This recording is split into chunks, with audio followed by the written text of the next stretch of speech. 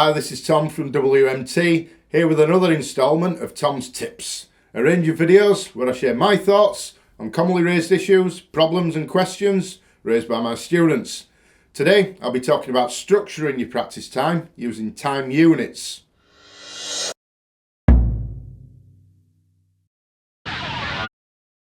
Something I discuss on a regular basis with my students is splitting up their practice time to help them get better results.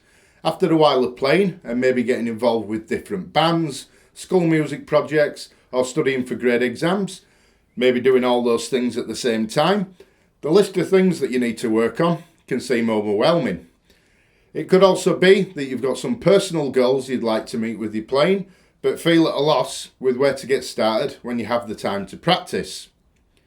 Now, variety is a good thing for your practice routine, but when I'm speaking to my students, some of them will have fallen into the trap of cramming as many things into that short time that they have because they feel they need to be working on everything all of the time.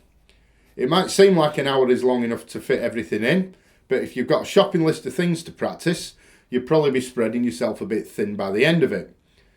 By the time you've gotten into one thing on your to-do list, you're moving on to something else. But it doesn't have to be that way.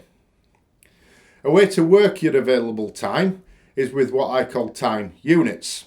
A unit is a fixed amount of time that you set for yourself. This could be 15 minutes, 20, or maybe 30 minutes. When you've set a suitable length of time for your unit, look at how much time you'll have to play with and simply divide. If I set a unit at 15 minutes and I have 30 minutes to play, I have 2 units to work with. It's a bit like setting yourself a timetable, the kind of thing you'd have at school. Think of units as topics. If you have 2 units available, you cover 2 topics that day and no more. I personally set my unit at 20 minutes.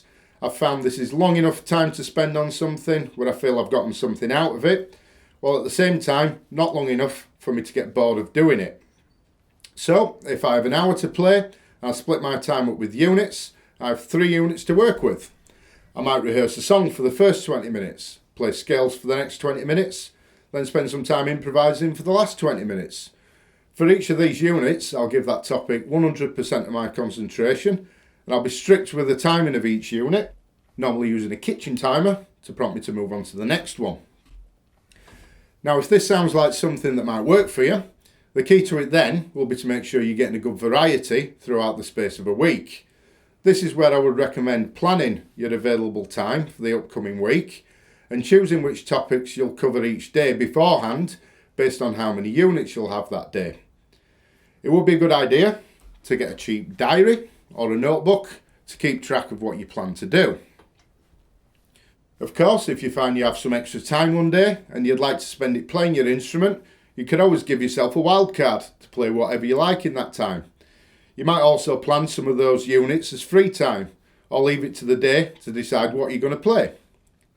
This might sound like a rigid way of doing things, but if you've got goals you want to work towards or a list of things that you need to practice, it should help to level out imbalances, especially if you're finding you spend only a few minutes a day on your scales, then spend the rest of your time jamming songs that you like to play. When you're planning your practice times out for the upcoming week with units, you can be content knowing that you'll be covering all the bases that you need before that next lesson, band rehearsal or gig, and you'll have spent enough time on each topic. This is the method I've used for a number of years, and it's one that I still use. The planning beforehand gives me the peace of mind that I'll have all my pieces rehearsed, and if there are certain exercises or scales I need to do before playing a particular piece, I can schedule around that too. Because I'm using a fixed time unit for each task, it stops me getting carried away with one thing and then wondering where all the time has gone at the end of the day. I hope that this gives you some ideas how you can structure your available practice time. It really boils down to planning.